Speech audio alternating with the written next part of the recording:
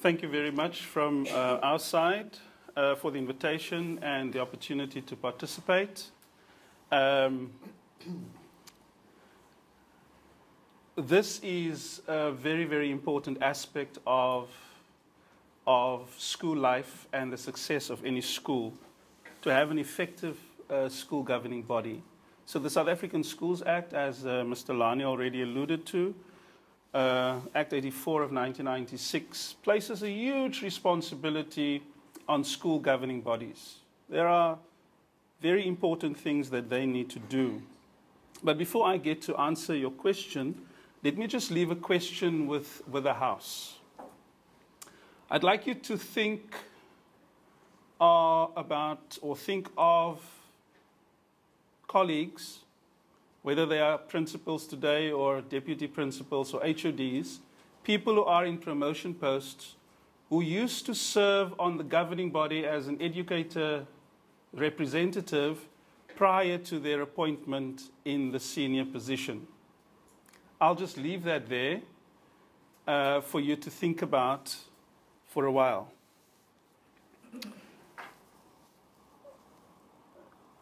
A principal's life is incredibly difficult if the governing body is ineffective. An ineffective governing body is not going to give the proper governance structure, the proper policies, the tools that the principal and the school leadership team require to manage and lead that school. And so, appointments that will be made will not necessarily be good ones. Staff appointments, that is. There may not be a shared vision, a vision shared between the school leadership team, the educator staff, the estate staff or support staff, and the governing body. And if there isn't an alignment between these different entities, there can certainly not be much progress at such a school. And one of the downsides of having an ineffective governing body is that the leadership team of the school will have to then assume responsibility for things with which they are not supposed to be tasked. They have to write the rules. They have to take certain decisions around policy, around appointments, around financial matters that are actually the responsibility of the governing body. Now, in one sense, you have the responsibility. You have to take those decisions that you're really not supposed to take. On the other hand, and in the process, you acquire so much power as principal, as school leader, that it is also very unhealthy for the school. So I think just those few things that I've mentioned as consequences of having an ineffective school governing body give us enough reason to do everything in our power to ensure that we do have quality school governing bodies at all our schools. How much time do I have? Do I have 5 more minutes? It takes 5 minutes to warm up. Go ahead. So I always ask a question and I try to answer the question, because then maybe we get to the target of where we want to be. So I ask the question, what do we want our governing bodies to do for our schools? Now, the Schools Act is very explicit, but I think there are some things that are very important, critically important, and then there are other things which are lesser important, of lesser importance. So, from the governing body, I would expect that they give the school, the leadership team, an effective governance structure. So, a constitution, proper policies that we all work on, clear guidelines with regards to financial management, and so forth and so forth. Secondly, we need to develop a mission statement. Absolutely critical. And it cannot be something that is just developed in the principal's office on a Friday afternoon. It is something that needs to be a collective effort, done by governing body and staff. Thirdly, the governing body has to recruit personnel. And very often, they only come in at the end when interviews need to be conducted. However, they should actually they should be part of the writing of the advertisement. Now, that can only happen when the governing body members are in tune with where the school is and what the school needs. So they're responsible for the recruitment of staff. And then they are responsible for the adoption of a learner code of conduct, something that can be all-consuming in our schools. Matters pertaining to learner behavior. And then, of course, they have fiduciary responsibility, looking after the school's finances and resources. Now, that is just the most important, as I see it, the most important functions of the school governing body. And now we can ask the question, so how will they achieve this? They can only achieve it if the right team or the best team is assembled. And we know that this team consists of parents and educators and non-educators. Somebody on my staff said, I don't like the name non-educator. I'm not a non-something. I'm just not a teacher. So non-educators, educators, and in high schools also learners. Now, when we look at parents, our parents that we would want to have on the governing body should be interested in the well-being of our school. We can't have it any other way. There should be no personal gain for such a person to be part of the school governing body. So he or she should not be in the construction business and then hope to get the maintenance contracts at your school. All the parents need to understand that the education of the children comes first. This is really what it is about. The education of the child comes first. And then if a person is not a team player, he or she doesn't belong on a governing body. They must go fly solo. It is a team effort, and the success of a governing body relies heavily on team spirit, team cooperation. Then educators. Often we find that educators do not really show much interest, except for those who know about a possible HOD post that might be opening in the next year. And so, because they will be working alongside the people who will be sitting on the interviewing panel, they may have some influence, and so they may get the post.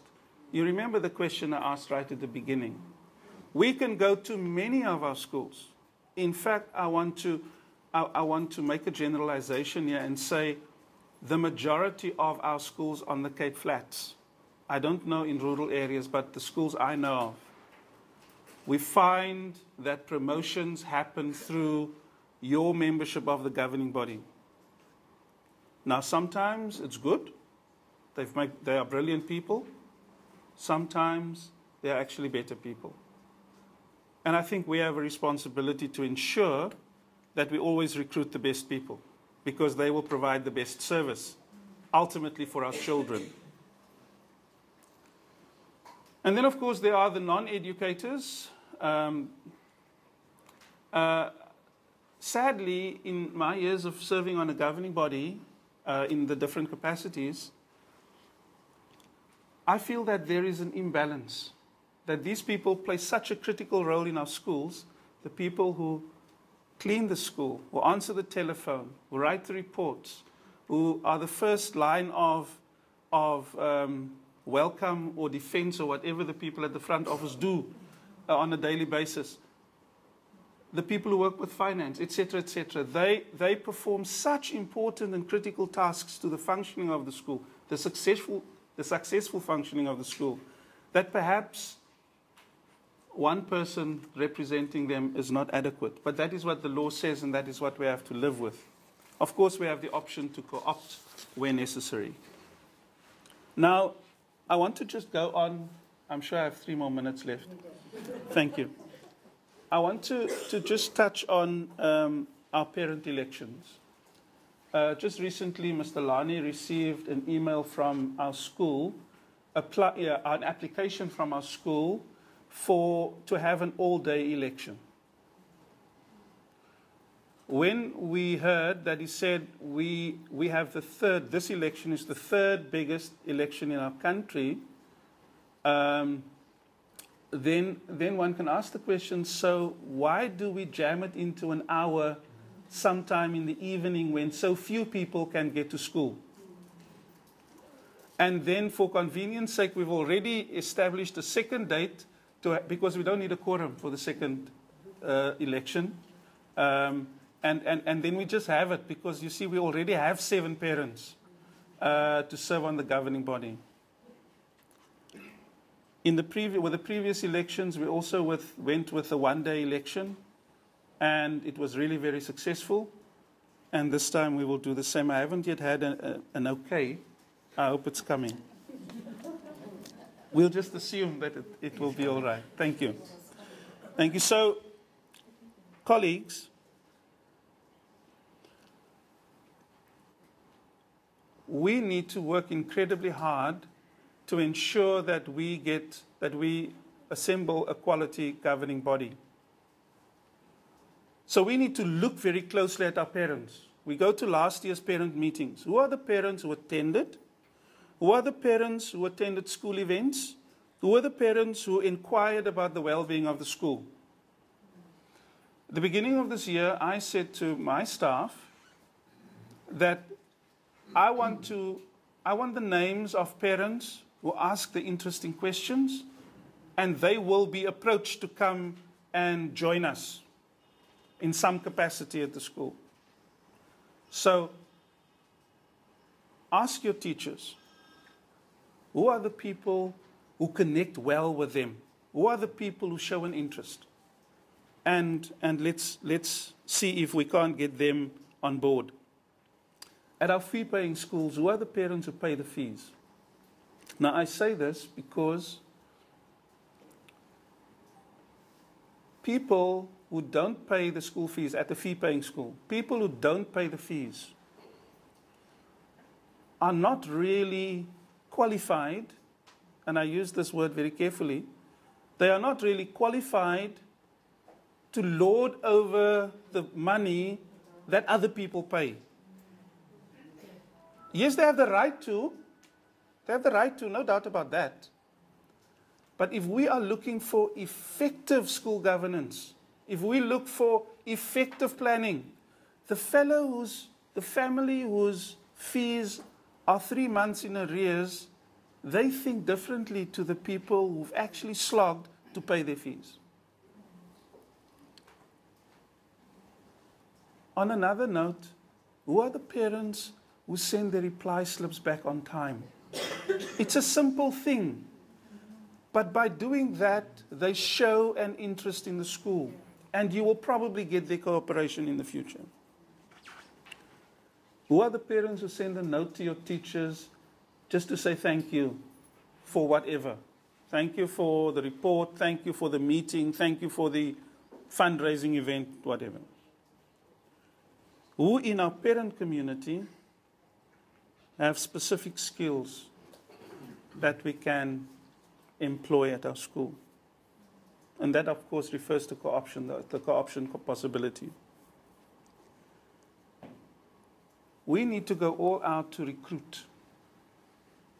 And so, yes, I have a list of parent names that will be contacted on Monday and Tuesday. because our notice of the meeting, you see, I'm putting Mr. Lani under pressure. I need his answer by Monday morning so that my notices can go out Monday afternoon. It's already signed. So that we can inform parents and all the different stakeholders about the elections. And once the letter arrives at home, parents receive it on email or on the communicator or whatever, the phone call will come. I will make the call and say, Mrs. So-and-so, I would love to invite you. I'll invite you to come and join us on a Saturday morning, or in some schools it will be relevant on a Sunday morning or maybe Sunday afternoon, to say, come and join me or come and join us, and we are going to just do a walkabout around the school. Come at 3 o'clock, come at 9 o'clock. And when 30 or 40 parents are there, and they've had a cup of tea or a cup of coffee, glass of water, then we take a walk of the school, very relaxed, and we chat about this and that. And after the walk, when we assemble again in the staff room or wherever, we ask them this question. So, moms and dads, now that we've walked about on our school grounds, what do you think are the changes that we can make or should make to our school? I am sure many ideas will come up. And this is just one way of generating an interest in the parent. This is one way of generating a critical eye so that they can look at our school and ask the question, what can improve? And once you have the interest, you can put their name on the ballot paper. And when you have your elections, have a parent meeting. Now we have a whole day election, but now you see we've had at my school, we've had grade 9, 10, 11, and 12 parent meetings on different nights. But the grade 8s who are new, I told them when they had their welcome braai, I told them, you will meet on the 10th of March. You will meet on the 10th of March. On the 10th of March, we are going to have our election day also. So their meeting starts at 7:30, and the polls close at 7. So they're also going to vote. 180 of them. So a quorum would not be difficult to obtain. It wouldn't be difficult for us to obtain a quorum. We'll probably have 40 or 50% at the very least on the day who will come and vote. Colleagues, we need to get the right people's names on the ballot paper. But then let me add, and I'm almost done, half a minute. If you have 13 people's names on the ballot paper, and you need only 7, do not ignore the 6 who don't make it, who don't get the top 7 votes. Find a place in the school for them to make a contribution, whether it is on your fundraising committee, or whether it is on a sports committee, or whether they will make the boerewors rolls at the rugby match on Saturday. Use them. Because they've put up their hand, they are available. In conclusion, in looking forward,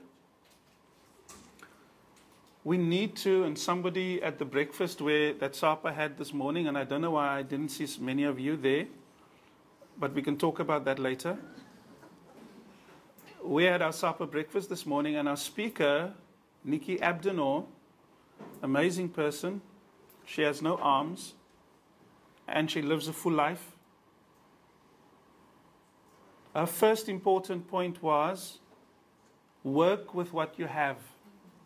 Work with what you have. Now, since I moved from Nendomen to Grooteskier High School, people often say, oh no, but you have. They assume that everything just happens.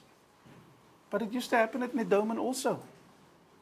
It happens differently elsewhere, but it also used to happen there because we worked with what we had. Or today we work with what we have. So, yes, at other places, in other schools, it might be easier, but work with what you have. Laura had to put up with me on her governing body. She had to work with what she had. We need to seek partners. As principals, if we want our governing bodies to succeed, let us work with partners. Let us speak to colleagues among ourselves about how to. Let us work together with the district. Mr. Lani, it's not always so easy. But we'll try. We'll do it again. Let us work with corporates, with Woolworths and Engine and My School and all of them. And let's work with NGOs, those people who do sterling work in our communities, because they also strengthen our parents. Do develop that shared vision with your governing body. And principles, as difficult as it might be, stay on the straight and narrow. If you are going to do the governing body's work, it is going to be difficult for you to stay on the straight and narrow. Stay on the straight and narrow. And my final word, remember, it is about the child. Thank you.